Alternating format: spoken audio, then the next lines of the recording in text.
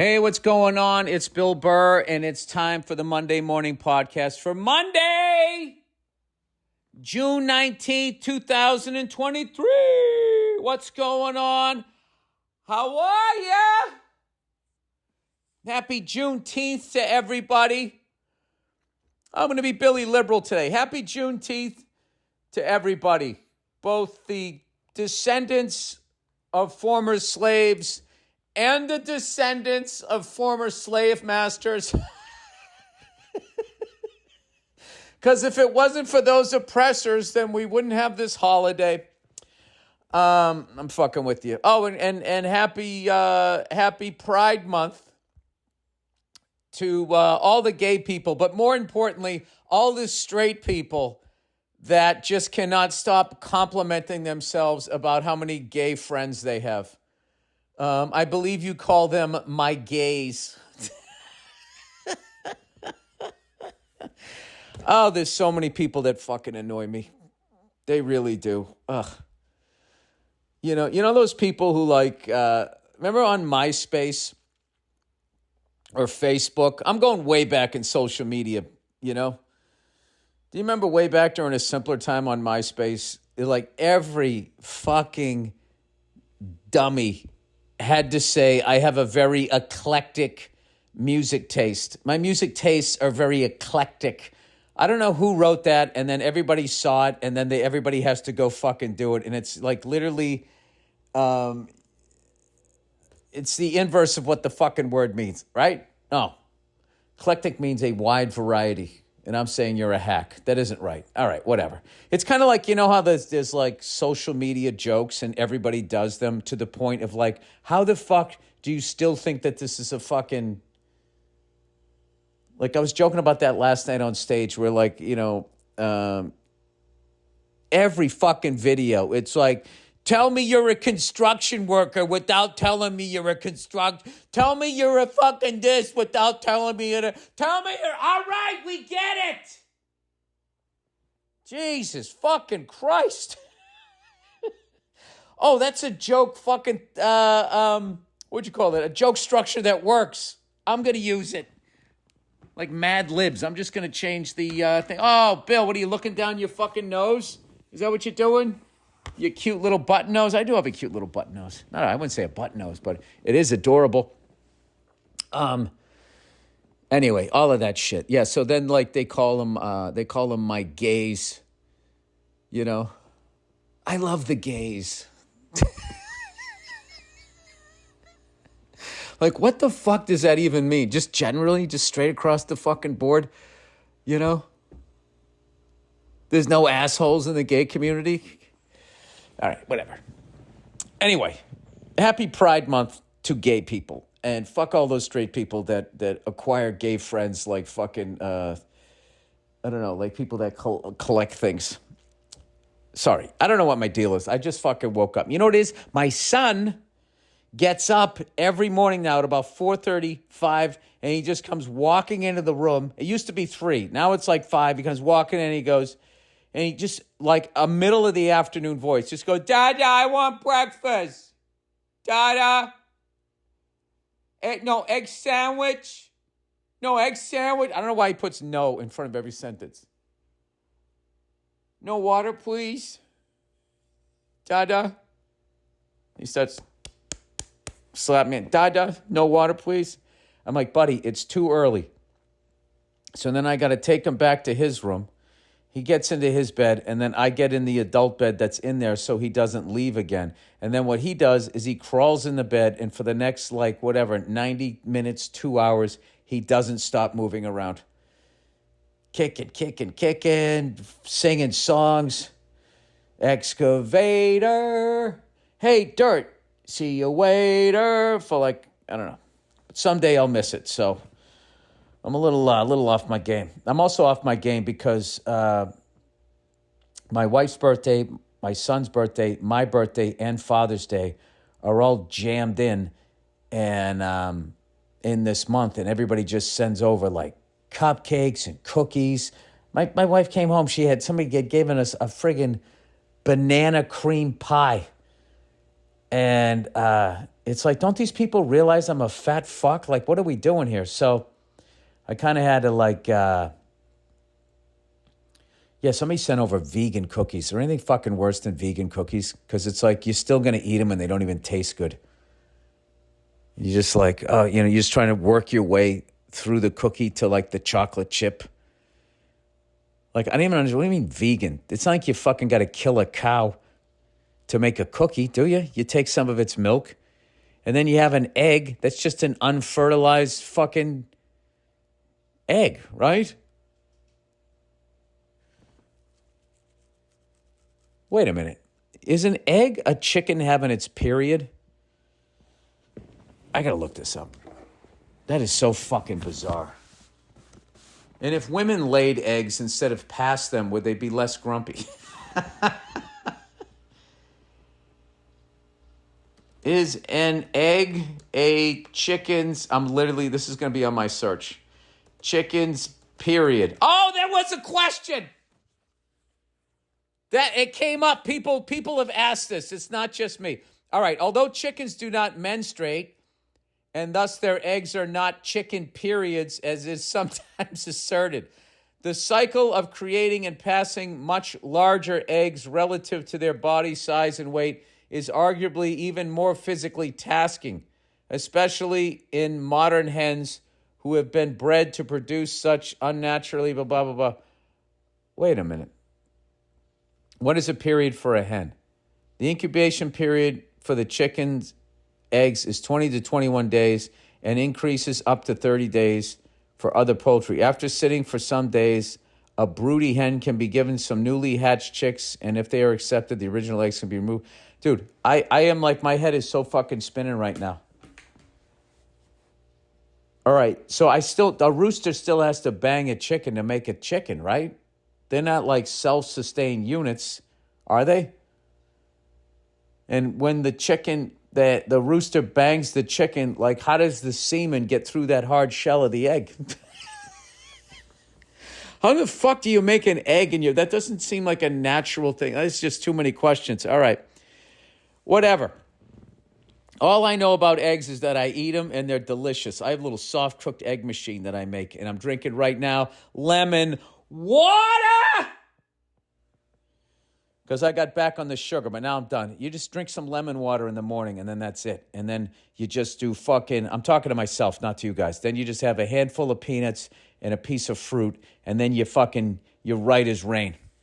Because you know what I've been watching on the Netflix there? There's a documentary on Arnold Schwarzenegger, and it's one of the most motivating things I've ever watched in my life. I mean, that guy truly is one of the most amazing, like, as far as public figures goes, making something of yourself. A long time ago, I did a bit about that, when people were, when he was going through his personal life bullshit, right? Which is none of my business. Everybody was making fun of him. It's like, oh yeah, do you think you could move to Austria, learn the language, win their highest bodybuilding competition, like 6-7 years in a fucking row, and then use that to somehow start an acting career before anybody had ever done that? And then become a fucking movie star? And then transcend your typecasted fucking, roles as an action hero to then do a comedy and start doing comedies, and then you could basically do anything, be kindergarten cop, and after a while people forget your Transylvanian accent. And then when you're done with that, you marry into America's royalty, the Kennedy family, and you start a political career, and you become governor of California, right? You think you could fucking... How many lifetimes would you... I would need at least, I don't know, 30? And some of those dreams would never come true. Even if I juiced, I don't have the fucking height. But like when he just sat there talking about working out, he goes, you get a picture in your mind, and then you will the body to become that picture. Something like that. I've always had a clear vision. If I can see it, then I can be it. I can achieve it. And it was just like, he's sitting in his fucking hot tub, smoking a cigar. I love this house. It's the combination of who I am. The house has the warmth of Austria. And then, what did he say? He said the flavor of America. Big. And I like that he loves animals. And he has like a donkey or something that he loves.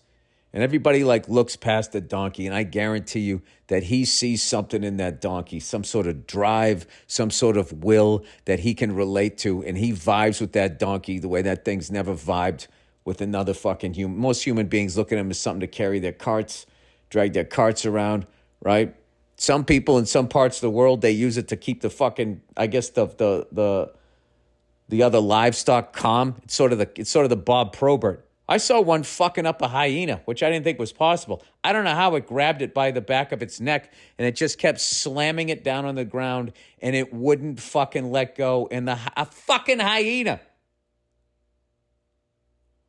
I think because hyenas, they're not like cats. They don't like, what the fuck? I'm so confused with the animals today. What the fuck is a hyena? It's one of those weird animals where it's not everything I feel like is either a cat or like part of the lion and tiger family or like a wolf when it comes to those sort of four-legged things.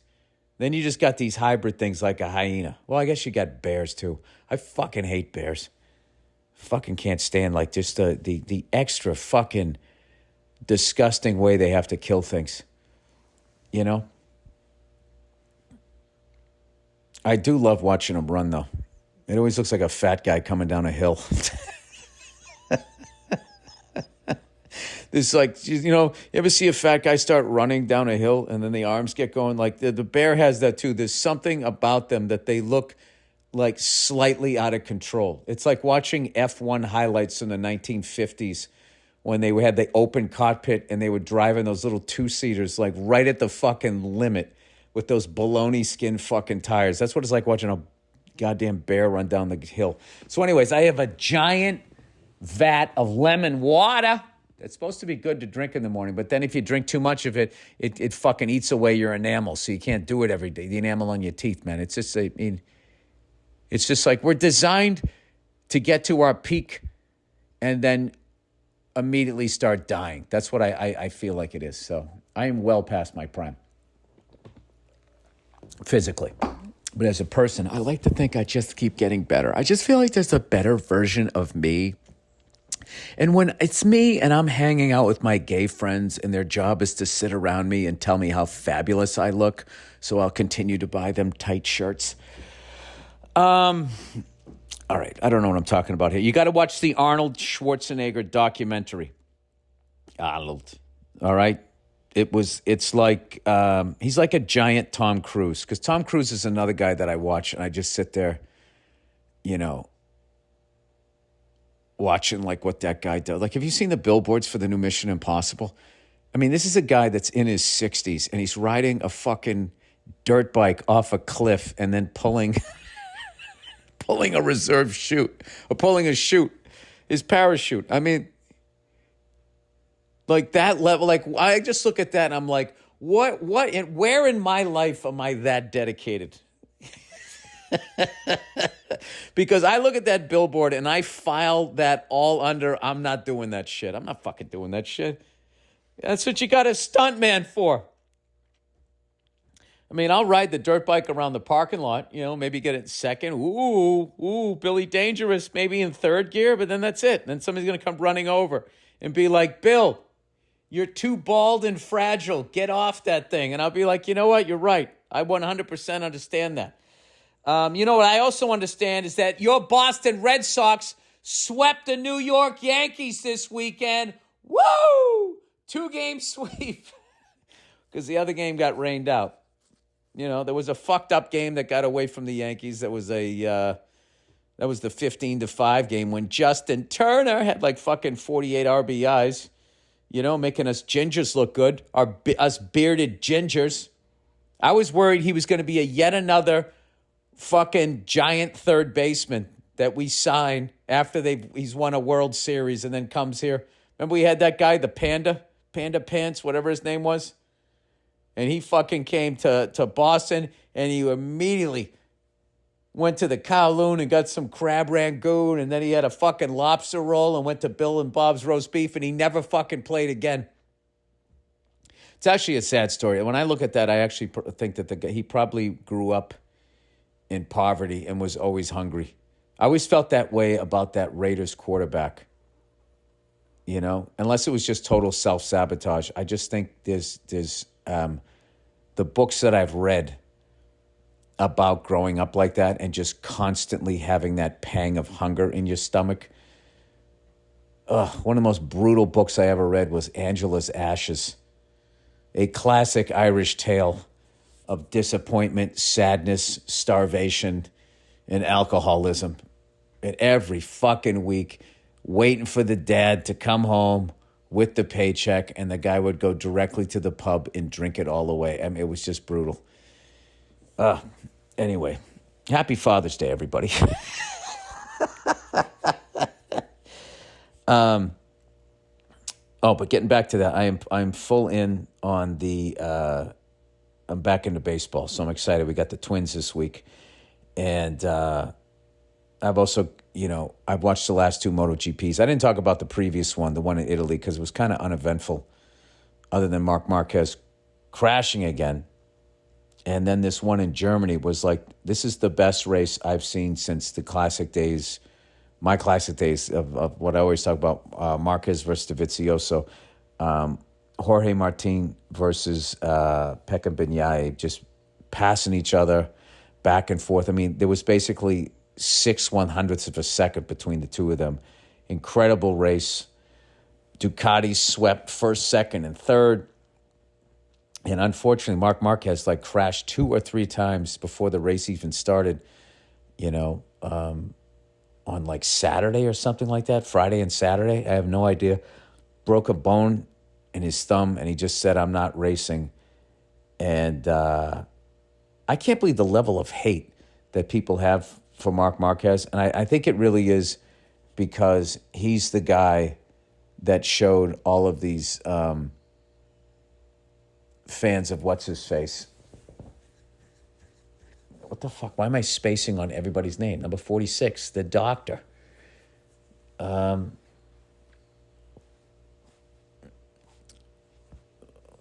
Valentino Rossi. There we go. Jesus Christ. Valentino Rossi. I think that he kind of showed them that Valentino wasn't going to be the last greatest one of all time. And they were worried that he was going to come along and win more titles and do whatever. He might have. I have no idea. But the level of fucking hate for Marc Marquez is fucking ridiculous. The guy is so great for the sport.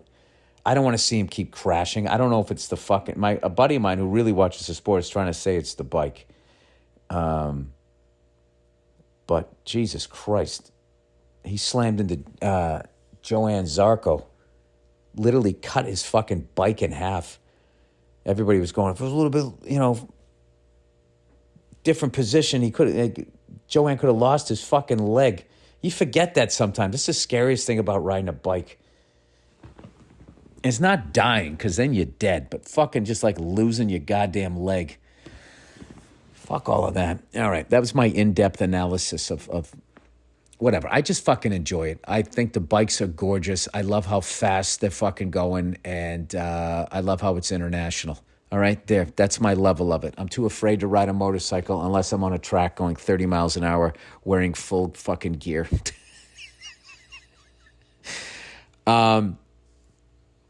Anyway, so the Red Sox now, I think, are 2 games above 500. We're still 2 games below. I have no idea. And we're in last place. But it is fun. I got to tell you, it's fun to see. Oh, we're 2 games above 500. It's fun to see the fucking Orioles are good. This is such a good year in sports. The Denver Nuggets are the NBA champions. The Vegas Knights are the Stanley Cup champions. I'd love to see the Orioles win their first one since '83. Or fucking, I hate how ESPN, they always do it. The Yankees win, and all is right in baseball. It's you're so institutionalized that you feel that these, only the Lakers should be in the finals. Only the Yankees should be in the fucking, there's 3-4 teams in baseball, 3-4 teams in basketball that seem to be acceptable. Like, oh, I'll watch that. And if they don't, I'm not watching the NBA Finals. That's why I think hockey and NFL are better run leagues. Although I'm fucking pissed at the NFL right now that they're moving their product over to YouTube, right? I don't give a shit that they're doing that. But the fact that they sit there going like, yeah, you don't have to put some satellite dish up on your house. It's like, hey, you fucking cunts, you guys weren't saying that shit when I had to do it. When you signed with DirecTV, you acted like that was a great thing. Now you walk away from them. That's a bad look. You know what that's like? That's like trashing your ex. It's just a bad fucking look, all right? Wish her well, wish him well, and you just fucking move on. You don't do that shit. Fucking sitting there. I'm sitting there. I got a dish on top of my fucking house. And now the NFL's pulling up stakes and moving over to YouTube, and then you're going to turn around and make fun of me because I got a dish on my house? No, it's a really cunty thing with that they're doing here, where it's like they're acting like I always say, rollerblade. They're acting like they never rollerbladed. You did rollerblade. You set up the cones, You had pink leg warmers on. You did your little backwards fucking tricks in Central Park. I saw you. I fucking saw you do it. Now you're going to act like you never did it, and you're going to hope that the whole fad fucking goes away. Like they're rooting against DirecTV. So now I have to get YouTube TV, and this is what I do. I never cancel my other shit because I can't be bothered with it, because the most effective way to do it is online. So I think now I'm going to be paying about $400 a month. Probably. I got to get some tech person to come over here and streamline my cable TV, satellite TV, online shit. Because like I am subscribed to Netflix, DirecTV, Roku, Amazon, YouTube Prime. I just keep wanting to watch these movies, and they're not available anywhere else. And then they're like, well, you got to sign up for this shit. And it's like, all right. And I sign up for it, and then I forget that I'm Paramount Plus I'm on, HBO. I got all of this shit. When I was a kid, it was all on the idiot box. I did the Roxy last night. Legendary place. I getting the hour ready because I'm going out to Allentown and fucking Hershey, Pennsylvania, and out in fucking New Jersey. I'm going to be ready. So I'm doing the Troubadour tonight. Another legendary music venue. And I'm so excited to do these gigs. And I'm working with a different set of comics each night. I went out and I deliberately, book comedians in front of me that really inspire me, because I can't even tell you how excited I get when I see a young comic that I know is going to be great, and that they're kind of doing like some different shit and all of that. And I had a great time last night. I worked with Bianca Cristobal and Fahim Anwar, and they fucking killed it. And that's another thing too that I like, is it's a nice variety, and people already get a good show before I even get up there. So I feel like the crowd's already going to be in a good mood. So I think I'm going to do this more often. Like just sort of go into places like that, because I love the Comedy Store, and I always going to love it and everything. But every once in a while, to just switch up the background, to be standing in a different venue, kind of just puts you in a different headspace. Like I was like, when I was at the Roxy last night, I was of course thinking, Sam Kinison taped a special here. Now I got to look that up. Jesus Christ. I'm looking up fucking chickens.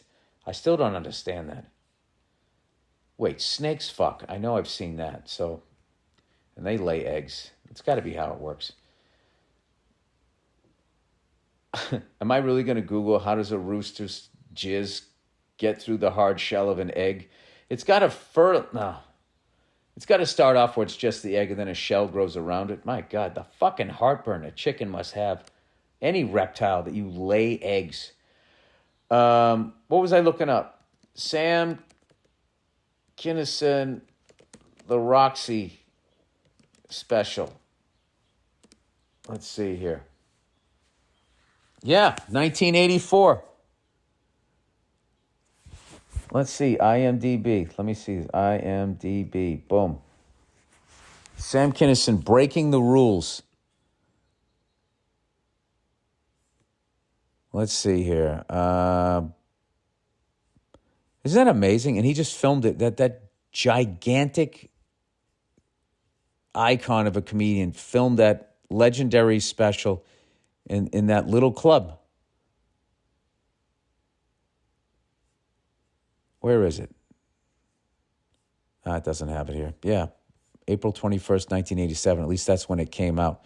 Yeah, that was one that put him over the top. So I was thinking about that. I was thinking about all the bands that I've seen at the Roxy, everybody that I heard that have played there. And then tonight, go down to the Troubadour. I remember hearing Steve Martin telling a story about doing stand-up at the Troubadour, like co-headlining with Richard Pryor. And how Richard Pryor, he went up and he did his thing and then got off stage. And then Richard showed up like 45 minutes later and came in and immediately like won the crowd over. And Steve Martin was amazed by that and all that type of stuff. But like they've performed there. And then that whole Laurel Canyon, like singer-songwriter, everybody from, I still say the Eagles. I guess it's just Eagles. That's another thing from Steve Martin's book. He was talking to one of the members of the band, and they said, we're putting together a band. And he goes, what's it called? And he goes, Eagles. And Steve was going, the Eagles? He's like, no, just Eagles.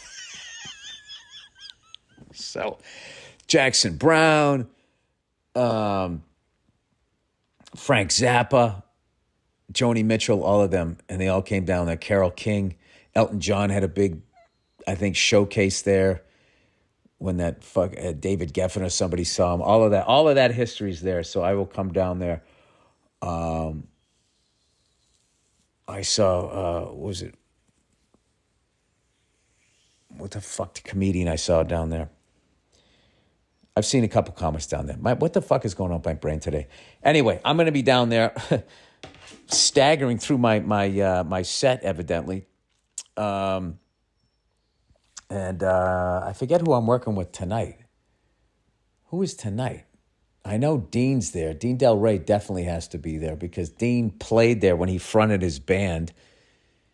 He played there opening for guys. The original lineup of Guns N' Roses played there. There's like pictures of them there. Like all the way back to when Steven Adler had that white drum kit before he got the Black Pearl kit that was on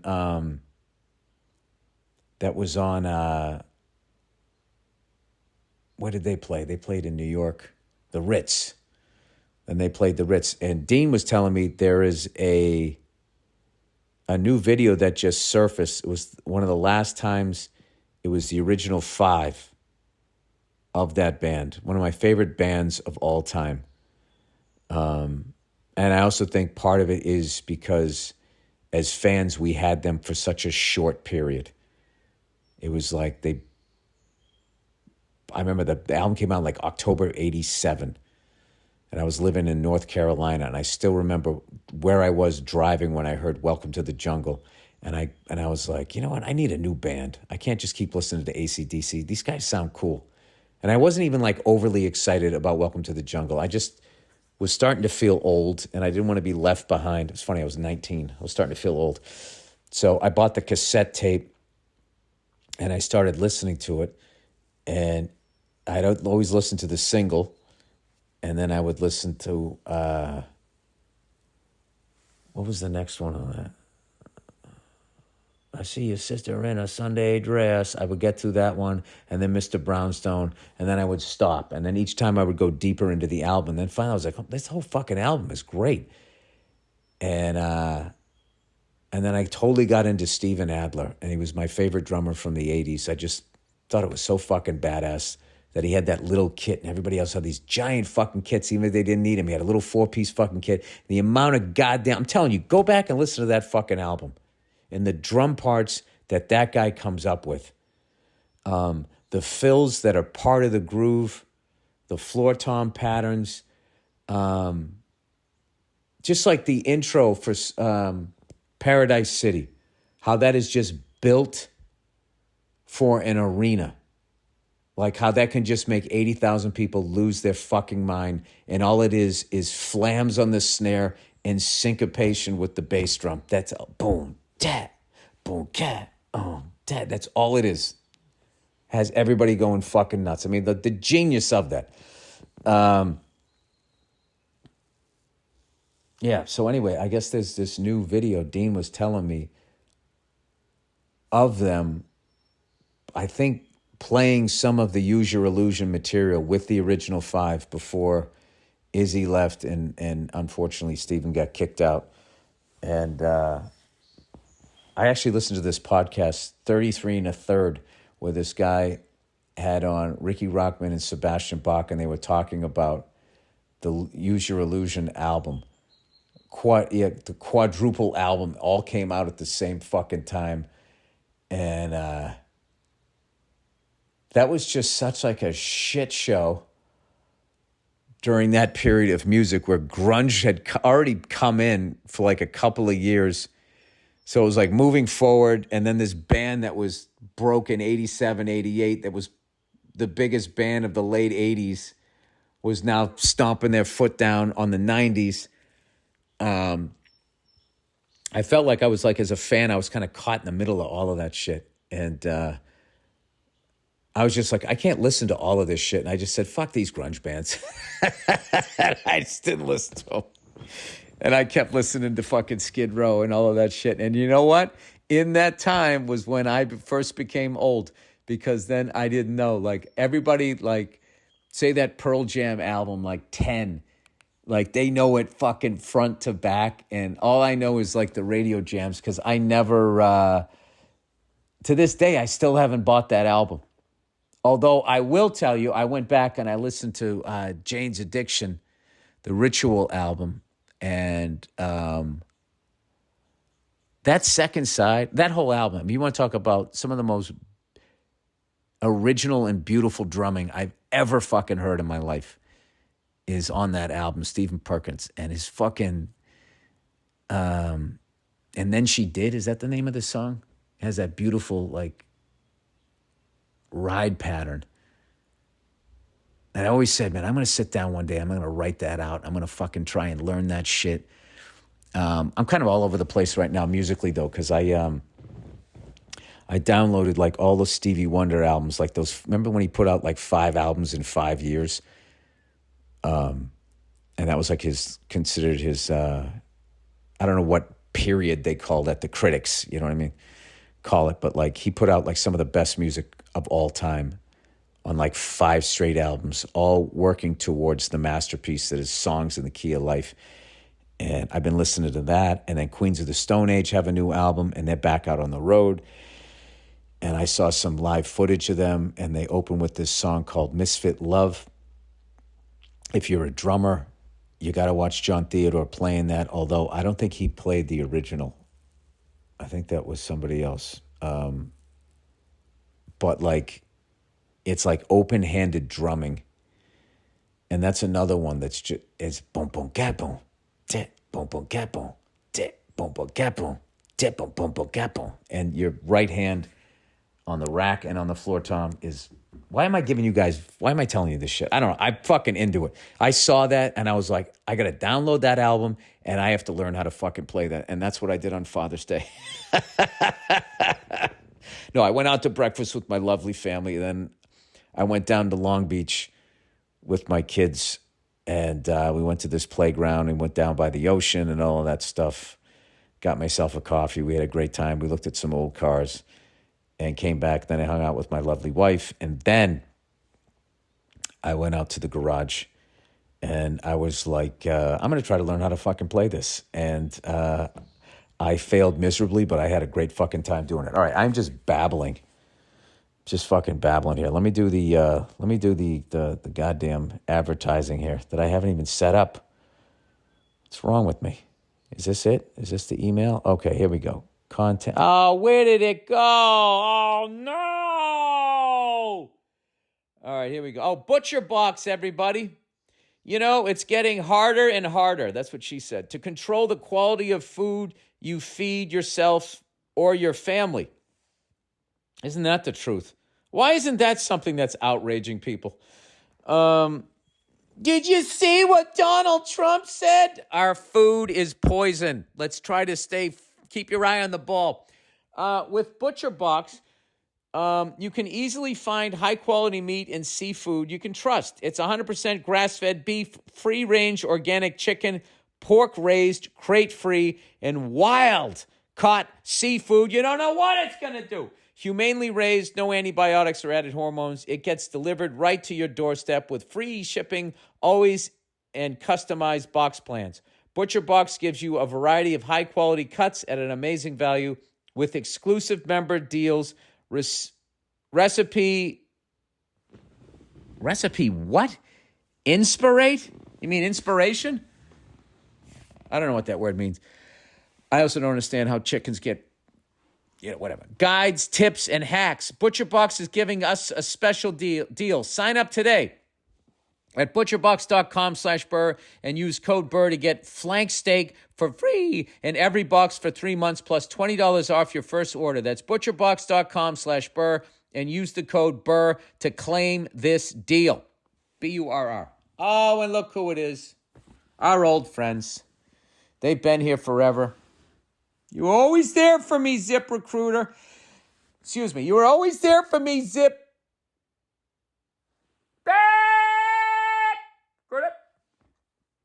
ZipRecruiter, that's almost 2.5 months. So if you're hiring for, whoa, I think I'm missing copy here. It starts off, that's almost 2.5 months.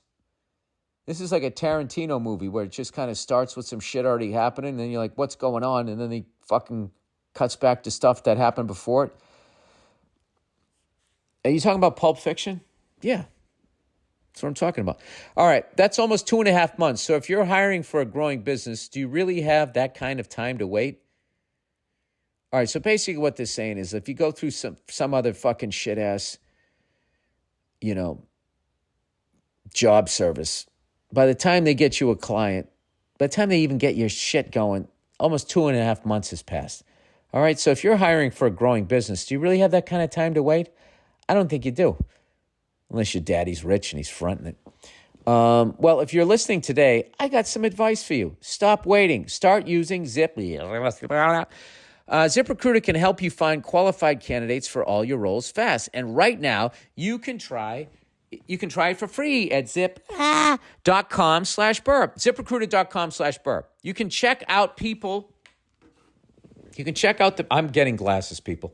You can check out the people that ZipRecruiter sends you, and if you really like one or two, you can personally invite them to apply with one click, which is great. So then they feel wanted, and they know that they got a great chance at getting hired. So the whole relationship starts off great.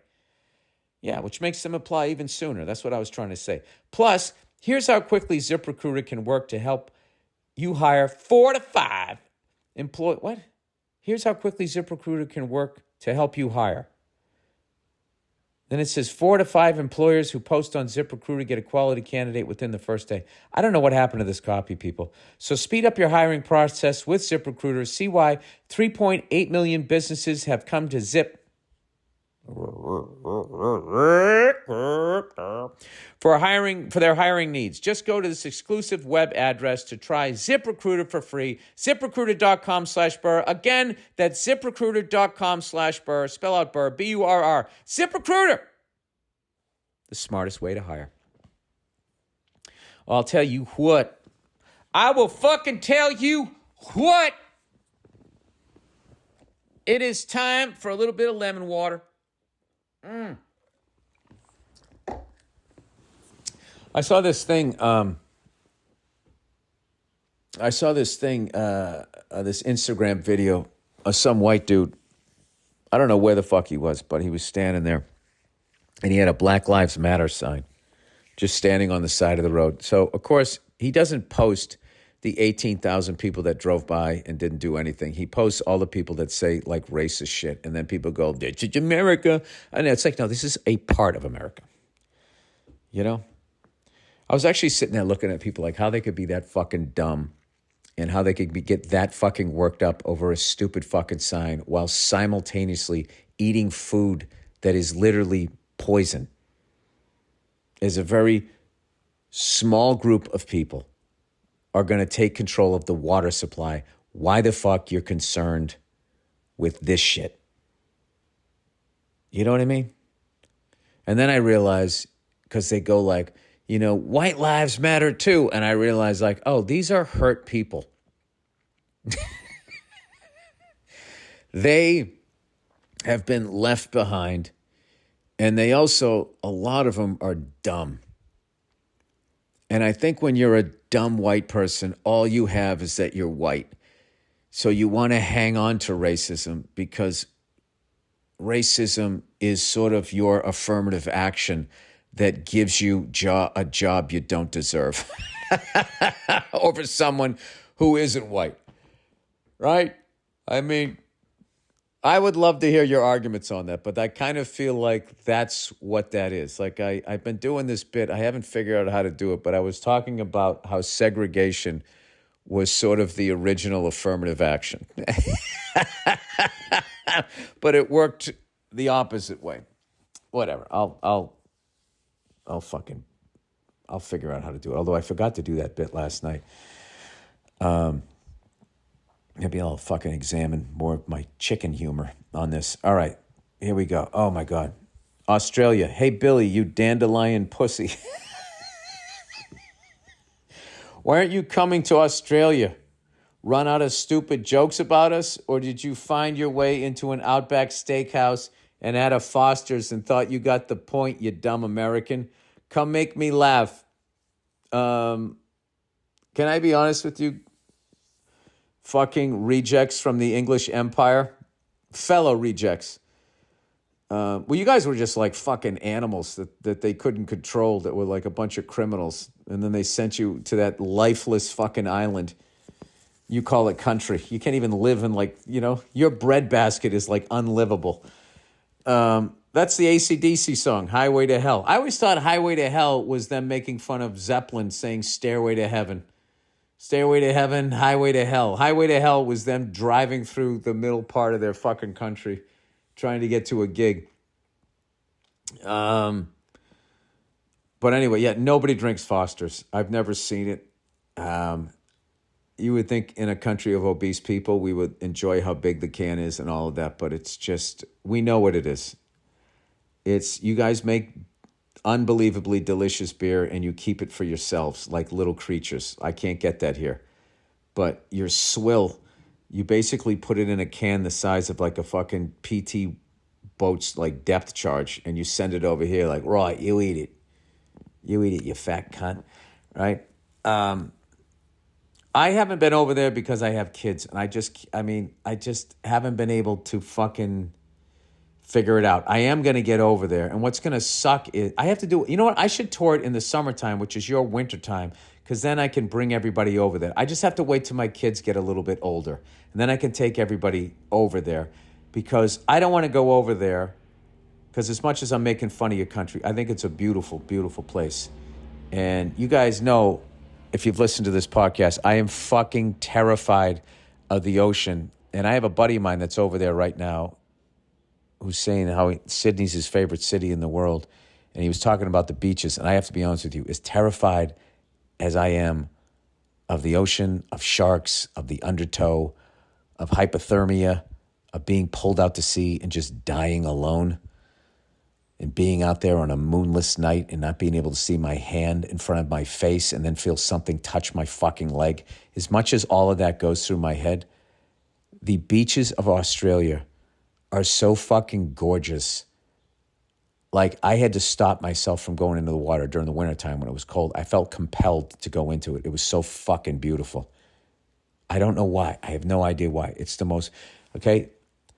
Australia, the most beautiful beaches in the world. The most beautiful sea in the world is the Mediterranean. Okay? As far as my limited travel, that's what I feel. So when I go to Australia, I don't want to fucking go there and just barnstorm it and start off in Perth and then just work my way back to fucking Sydney. And right as I get acclimated to the time, I get on the fucking plane and do 14 hours back. I don't want to do that. I like to go there and enjoy Australia because it's a fucking amazing country. The people are fucking hilarious. And last time I was there, I want to say I went to the Australian Open, the tennis event. But I'd like to go there and like stay there like 10 days and tour at a comfortable pace. And then maybe go to like Australian rules football, like actually experience the fucking country rather than just coming into Melbourne and just checking into the hotel and then, doing the gig and then fucking coming back. I don't want to do that. So that's why I am waiting. I'm going to come down there. All right. I've been there like 4 times. And I will tell you one thing I've never seen. I've never seen anybody drinking a fucking Foster's ever. Never seen it. And as far as Outback Steakhouse, how dare you? How fucking dare you suggest that I would ever get a steak in a shithole like that? Listen, I'm not going to lie to you. Outback Steakhouse is a place I would have gone to back in the day when I was working in a warehouse and I was fucking broke, living week to week. But, once you make a little bit of money, okay, a steak, you just don't go out to get a steak. You save your money up and you go to a place that's going to make it right. All right? And it's not a place that also serves a bloomin' onion, whatever the fuck that is. Although I've never had a bloomin' onion. It does look delicious. As far as like, where the fuck was my steak place? Steak was just never fast food when I was growing up. We didn't have Outback Steakhouse. We didn't have Steak and Shake. We didn't have that. And there also wasn't a bunch of steak. You know what? Your mom made steak. And then she put it on the table, and then your dad was like, Christ, you cooked the shit out of it. My dad, like, the way he liked steak, it was still almost cold on the inside. Anything else, it was like, Christ, you cooked the shit out of it. Dude, male-female, the shit you could get away with as a guy back then. Oh my God, if the lovely Nia ever made me a fucking meal and I just whined that she cooked the shit out of it, I would even finish the statement before the fucking meal would be over my head. And then I would be like, yeah, I deserved it. Like, what kind of an asshole? You cooked the shit out of it.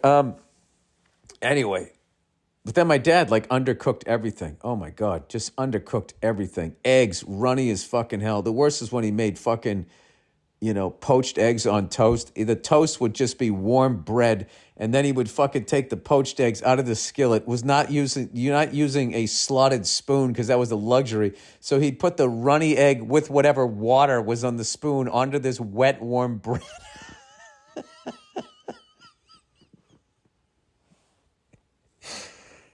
Oh my God. It was like, I don't even know. I'm just immediately thinking of like taking a steam. That's the level of water that was in it. All right. Explaining the Angry Sportsman podcast to my kid. Oh no. Dearest Frederick Freckles, I listened to your podcast for years in Australia. This is another Australian one. All right. Fuck it. I'm going over there. I'm going to make it happen. Usually while I'm cooking my family some dinner and my kids. Oh, my God. Okay, so there's going to be no periods in this. All right, I'll do the punctuation here. Let me read slower. I've listened to your podcast for years in Australia. Usually while I'm cooking, period. No, usually while I'm cooking my family some dinner. Period. I'm going to get rid of this and just say, my kids have often asked why I listen to this angry, swearing American talking/screaming about sports. U.S. sports, no less. Something literally none of us care about whatsoever.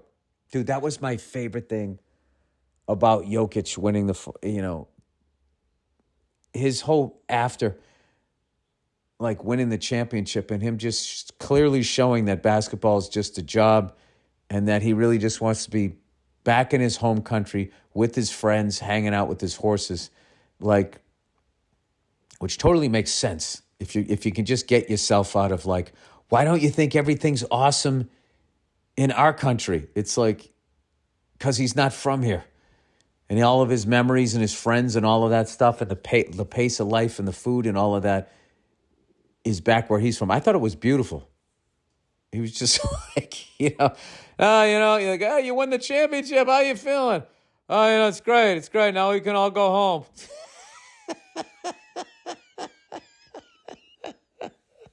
And when he found out, oh, the poor bastard, when he found out there was a championship parade like 3 days later, he literally looked to the left like, what, I got to do something else? What the fuck? Oh, God.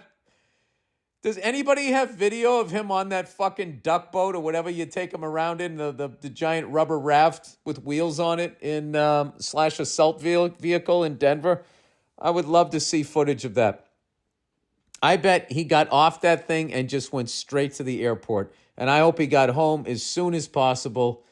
And that, just the way you could just see how much he missed his country and his friends and his horses and all of that. And I just was looking at that like going, oh, my God. Like, when he looked over there, if I was the owner of the team, I'd be like, hey, man, you know what? You don't have to go. You don't have to go to the parade. Just get out of here. Go home. You won the championship. People aren't going to give a fuck that you didn't go to the parade.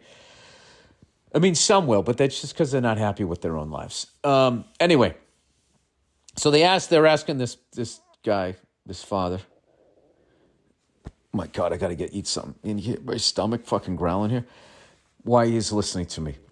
He said, I didn't have a good answer for them, but I've always enjoyed the maniacal passion and humor, even when you're yelling about something I have no idea about. Well, I appreciate that because I have to be honest with you. I've watched clips of women yelling about shit to their guys in a language I don't even know one word of. I don't even know how to say hello. And I can basically, I kind of understand what's going on. And I can tell by his expression whether she's a nag or whether he really fucked up. And I can tell by her tone how close if this is the end of the relationship or if this is just like a moment. So that's cool that you can do that with I'm not even good at speaking my own language. So the fact that you can fucking figure that out is amazing. So the guy goes on to say, we all have our interests and you're passionately interested in things like drums, music, choppers, etc. I think that's a good way to be. I'm in a family of music and art nerds and we're all inspired and passionate in the things we do too. However, I taught my daughter her first drum beat. And I'm taking my son to music class today. I'm very excited. I'm just sort of nudging him in that direction. And if they take to it, then we're all going to fucking jam. And I'll become the white Joe Jackson and ruin their childhoods. Kidding. No, if they're into it, they're into it. If they're not, then I'll just back off. So anyway, the guy continues. He says, however, if the kid wants to skip sports at school, I couldn't give a fuck. What does that have to do? I'm in a family of music, art nerds, and we're all inspired and passionate in the things we do, too. However, if the kids want to skip sports at school, I couldn't give a fuck. Well, that's fine. He goes, I'd rather they sat on the sidelines with a fake medical certificate I wrote, clutching an asthma inhaler, than risk injury or endure the pointless exercise of chasing a ball.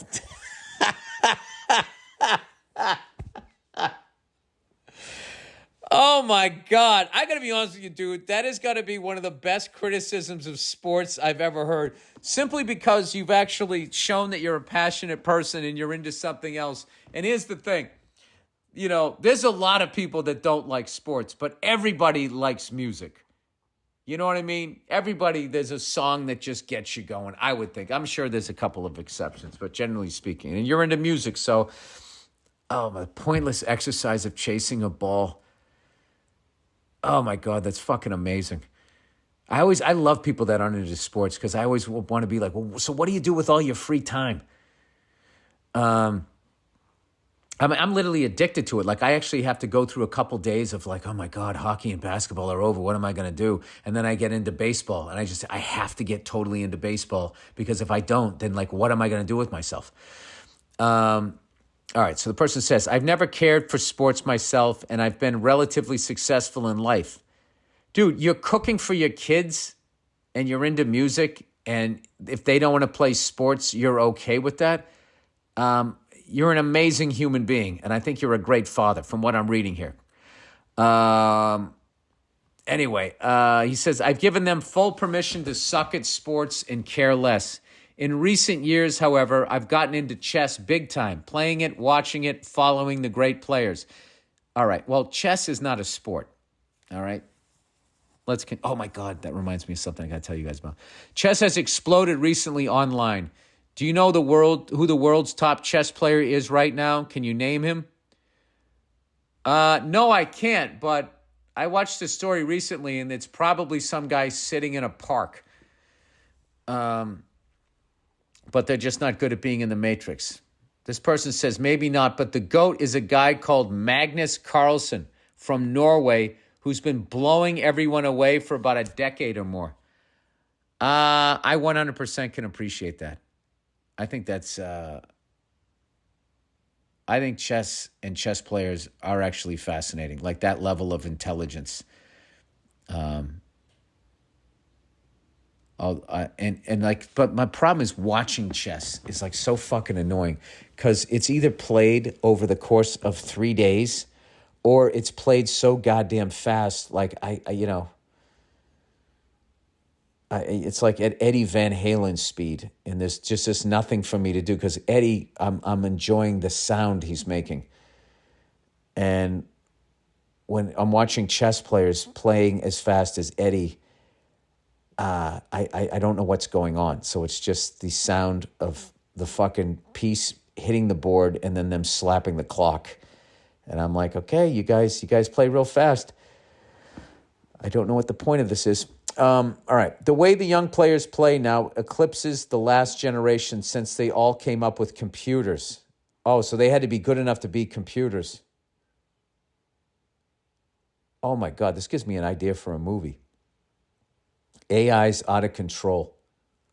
And then the only way to feed it is they have to bring in an antisocial chess champion that fucking hates sports. And then he's around all these fucking type A guys that played football at West Pointers. I don't know. I'll flesh it out. Anyway, I was watching the recent World Championship and found myself yelling at the TV, knowing all the backstory and the drama, following every move. Well, there goes my fucking theory. I guess it is exciting. Every game and the insane underdog story of the now champion, Ding Liren. And then I realized I am the angry man yelling at sports now. It's me. I'm that guy. I finally get it. Well, you're yelling at competition. It's not a sport, though. But that is pretty amazing. It was actually a really well-written email, and it all came around. And if I didn't interrupt it with my own fucking bullshit, that could have been a lot more enjoyable for you guys. So I apologize. He says, thanks for everything you do. I thought we were very different, but not really. I love your taste in music and your center-left humility in politics. Keep banging those drums and much love to the family. Yeah, there's a weird thing now. Like if you're sort of in the middle and like people get really angry, you know, like when people trash Joe Biden, I'm like, oh yeah, that guy should be out sitting on a porch somewhere. He's fucking horrific. But having said that, these last two guys are the two worst people that have ever been president. And then they get like upset and it's just like, it's like, this is the only way to the light, man. You gotta be honest. Okay, they're fucking horrific. It's a fucking cartoon. It's a fucking cartoon. Anyway, keep banging those drums. I will. I'm gonna play today, man. I cannot fucking wait. I can't wait. I have never enjoyed playing drums as much as I am right now. I am so inspired by just like some of the stuff that I've been watching. It's like going all the way back to Joey Castillo, I think is the guy that did the thing for Queens of the Stone Age, that incredible open-handed drum beat for Misfit Love. But like just watching stuff like that all the way back to Tony Williams, and then of course my Bonham shit.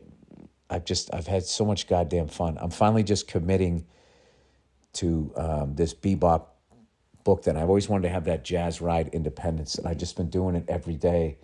And I actually find playing jazz drums is just so much more creative as far as like rock is just really like mesmerizing, repetitive in a lot of ways.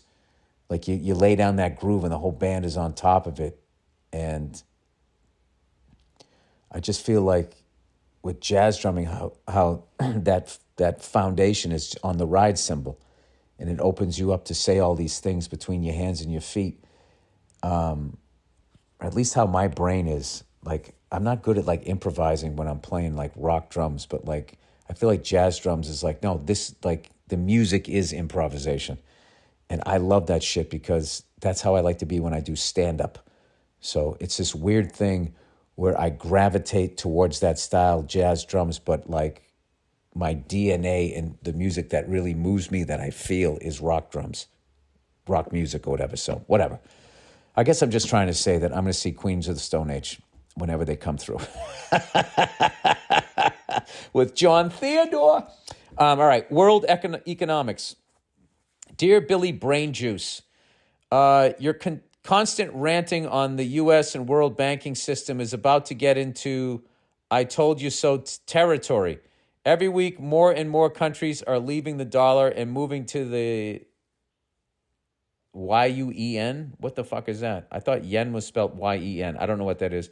Or the BRICS, International Payment System. Hey, listen, we had a great run. You know what I mean? Russia collapsed. They're back. You know, maybe we'll be back next time. We'll have a dictator that everybody pretends is good at hockey. Africa, which has been largely exploited by the West for its raw materials and given nothing, and Europe. Just stop it already. Just stop it already, okay, with this fucking bullshit. We are Europeans. We're just living over here, okay? And now you're trying to disown us. For its raw materials and given nothing in return, is making impactful relationships and deals with China, who will be giving them something in return for exploiting their raw materials. The dollar isn't as strong as it was, and the U.S.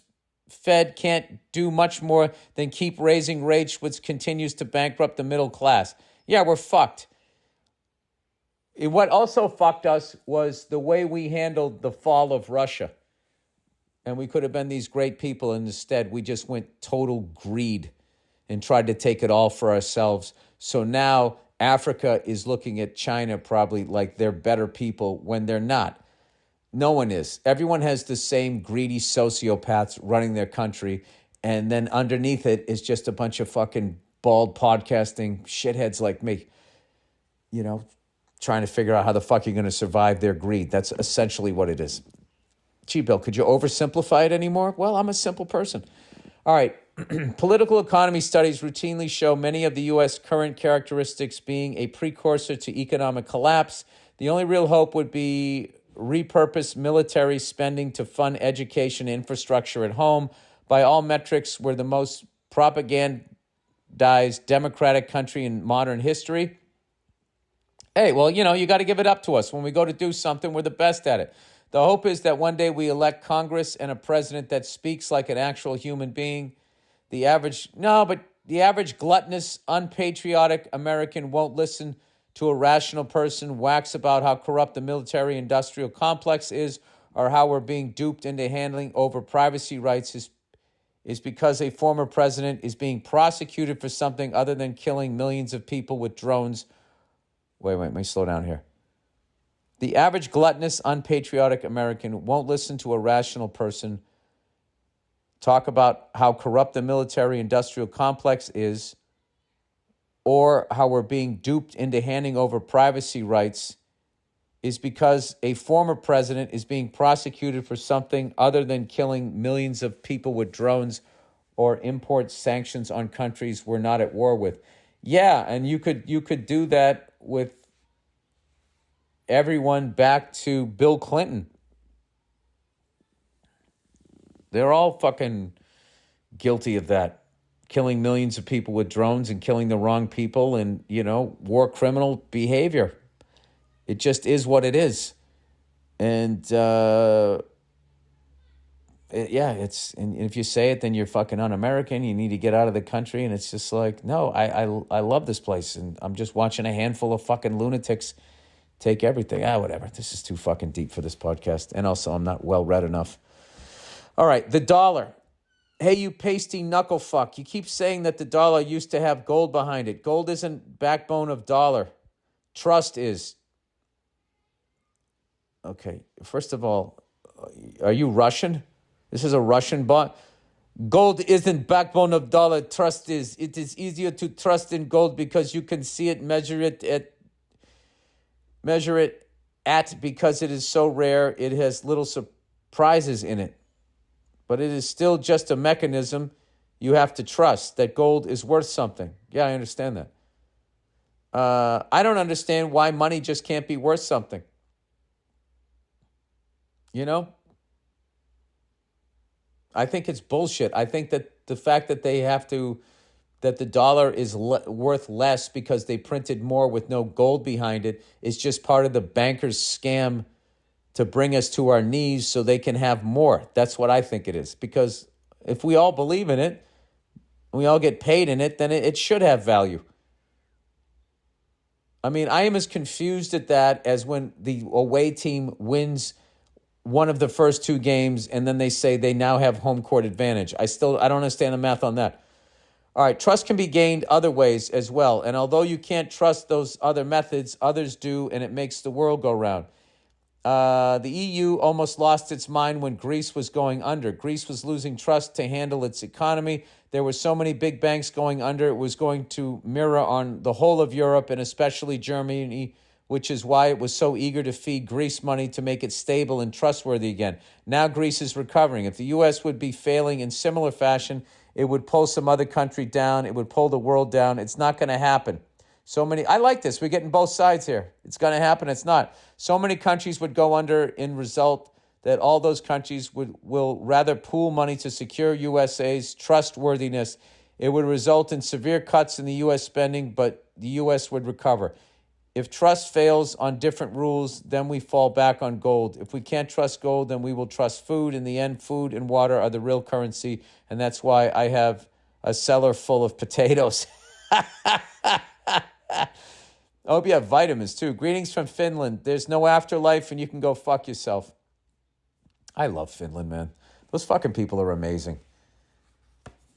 They had the most profound explanation of the afterlife. I know I've told this story before, but for those of you who are new to the podcast, I said, so what is your guys' religion over here? I can't even remember what they said. I said, do you guys believe in an afterlife? And they were like, no. And I go, so what do you think happens when you die? And then this guy in the crowd just goes, do you remember what it was like before you were born? And I go, no. And he goes, it's like that. And then they all laughed at me. And I'm telling you, that blew my mind. I'm like, it really is that simple, isn't it? There's really nothing to be afraid of. You're just gone. That's it. Like a squirrel, you're dead or whatever. But I don't know. I've been taking mushrooms over the last couple of years. So now what I believe is that I still believe nobody knows what happens when you're gone. But my wife and her energy makes me believe in not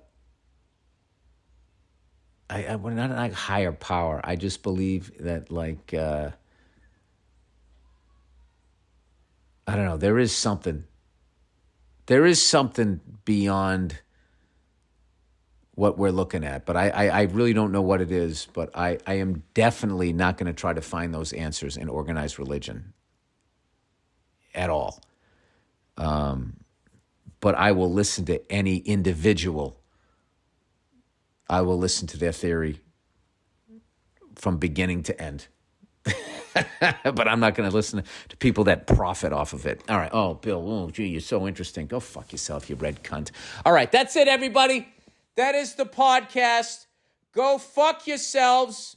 Thank you for the emails. Emails were really interesting this week. And,